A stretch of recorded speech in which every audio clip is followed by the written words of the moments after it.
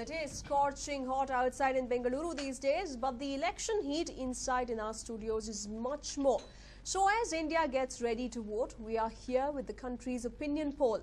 We have compiled a spectrum of nationwide surveys to get an idea of what India is thinking these days. We have taken into account 3 surveys: ABP Nielsen, CNN CSDS and NDTV Hansa Research. And my colleague Akshata will tell us all these surveys. But before that, we have a huge panel of guests in our studios as well to discuss these opinion polls. And in our newsroom too, we have our in-house experts, our very own colleagues who have been tracking the politics of the country for a long time now, state by state. And in the studio, I'm joined in by my colleague Bansi Kalapa, who will introduce us to the guests in our studios today. Well, to talk about what the opinion poll results will be, first I have Mr. Gabriel Vaz, journalist, someone who has worked with the print media and now he works with the online media. Thank you for joining us on this program. Also we have Mr. M.N. Chakravarti, a very senior journalist. Thank you for joining us on this program. Also we have Ms. Sandhya Mendonca, who is a journalist and publisher. Thank you for joining us on this program. Also we have Ms. Shashwati Chakravarti, who is a journalist. Thank you for joining us on this program. Well, before we speak to our experts. Well, that's right. In fact, before we speak to our experts, let's quickly take a look at this compilation of opinion polls that have been conducted from late last year till very recently in March, April itself. In fact, to begin with, let us take a look at what the surveys have to say about our very own state. My colleague Akshata will take us through the mood of Karnataka. Well, Akshata, over to you. Right. Thank you, Nishita. Well, the elections are just a couple of days away and the entire country is alive. Now, what we've done is we've compiled information from different opinion polls. So we're going to present the numbers to you, what you can expect from these opinion polls. First up, of course, we have Karnataka. And keeping in mind the 2009 elections, the BJP, of course, reigned supreme.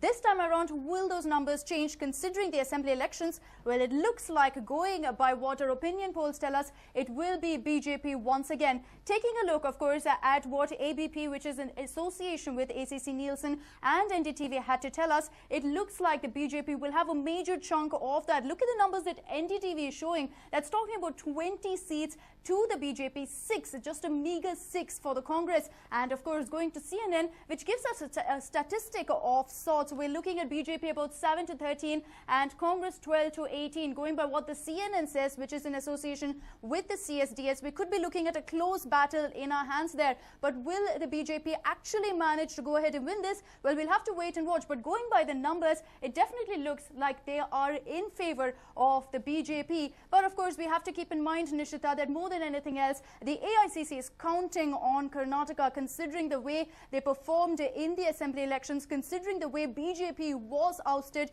We will have to wait and watch whether, in fact, these opinion polls do ring true. Back to you, Nishita. Well, thank you, Akshata, for all those details. Well, Bansi, clearly from the figures, what we see is that Congress has not really been able to capitalize on the landslide victory that they had just a few months back last year. Absolutely. If you look at the Congress, they did amazingly well in the assembly elections. But where is it reflecting in this? Well, Mr. Vaz, how do you see these results? Because in fact, from what our assembly election results are and the parliamentary poll, whatever we are seeing, there's a huge difference. Absolutely. In fact, we'll come to our panel of guests in just a bit. But before that, let's go to our very own colleagues who join us from the newsroom. My colleague Nolan will speak to our colleagues who have been tracking the developments over the last several months and will give us a comprehensive detail into what exactly can be read out from these opinion polls as far as Karnataka is concerned. Well, Nolan, over to you.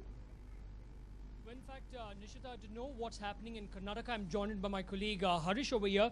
Now, Harish extensively covers politics, not just state politics, but national politics as well. But now sticking to Karnataka, Harish, different opinion polls are giving us different numbers. What's your take on what's exactly happening outside? What's the mood like? Well, Nolan, historically, if you see Karnataka, it has always voted against a national trend or a national wave. Even if you take example of emergency, even after the emergency, the Karnataka electorate actually voted for Congress in large numbers. That's the reason you saw Indira Gandhi coming to Chikmagalur and contesting here and winning from there. And I have been to Bellary, I've been to Chikballapura and other constituencies in Karnataka in the past couple of weeks. And looks like this election, at least in Karnataka, will be fought on the local issues over here rather than a anti-Congress or a pro-Modi wave that other reports are suggesting. It looks like it will be local issues that this election will be decided on. Right. Do we see the pro-Modi wave all over Karnataka, or is it just relegated to certain parts of the state? Perhaps the only place, only the few constituencies where I heard about Modi or a Modi wave or people talking about Modi were the urban pockets, especially in Bangalore. That's where I heard people talking about Narendra Modi leadership and why they want Narendra Modi at the center. But when it comes to Chikballapura, which has parts of Bengaluru rural constituency, it was local issues. It was the drinking water project. It was the Ethinole project. It was lack of Veerappa Moily coming to the constituency. It was also about Kumaraswamy, how he carved out Chikballapura as a district when he was chief minister. Other local issues like jobs, lack of industries in the area, these were the issues when it came to rural. Even in Bellary, although Sriramulu and Reddy aides have been attacked on the corruption issues, still there are several communities which are still backing Sriramulu. At the same time, you have the local candidate, Congress candidate Hanmantappa, who still has some kind of a sympathy wave. Remember, he lost by just over 2,000 votes in the last election, so he still has some sympathy coming from the people. So that's the reason I'm telling you, it's still a lot of local issues that are dominating this national election. All right. And finally, Harish, experts tell us that when talking about Bangalore, 4 seats, Bangalore North, South, Central and Rural, experts tell us that 2 will go to the Congress and 2 will go to the BJP. What's your take on that? Well, it might be very difficult to give you exact numbers, say 2-2, but definitely there are constituencies where the BJP is definitely on a back foot. If you take Bengaluru Rural, for example, it's very clear from now itself that the Congress candidate is ahead right now. The JDS has fielded a dummy candidate. The BJP doesn't have a strong candidate, and it is a traditionally Vokalika belt, and the Congress is on a stronghold over there.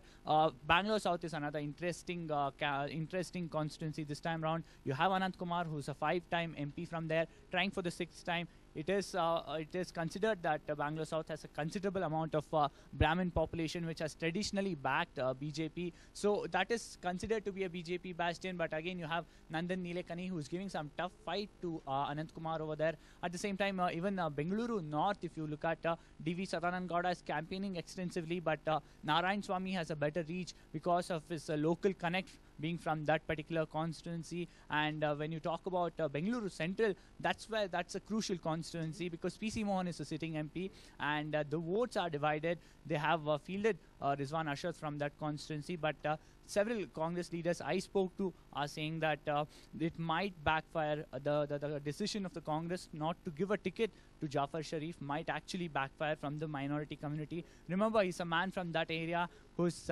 held that area for a long time as an MP, and even after an MP, he's worked with the local leaders, so that might backfire. That's what they're saying. So it's tricky to say 2-2, but definitely it is an interesting fight in several of these constituencies, Nolan. Right. Thanks, Harish. Back to you, Nishita. Well, thank you, Nolan, and thank you, Harish, for all those details. Well, there we have it. If we do look at the figures that we have on our television screens at the moment, which is a compilation of various opinion polls that have been conducted over the last several months, the BJP still seems to manage to recover from the embarrassing drubbing that it faced in the assembly elections. So now it looks like it's all set for a comeback. Is it the Modi wave, or is it an early anti-incumbency feeling against the state government there, Bansi? Well, a difficult question really, but let's ask the experts. Well, Mr. Vaz, how do you really look at these results? I don't think these figures are correct. I mean, in the ground reality, we should check, because even if assuming this figure, the opinion polls are correct, then Congress is doing what from 2009 to 2014,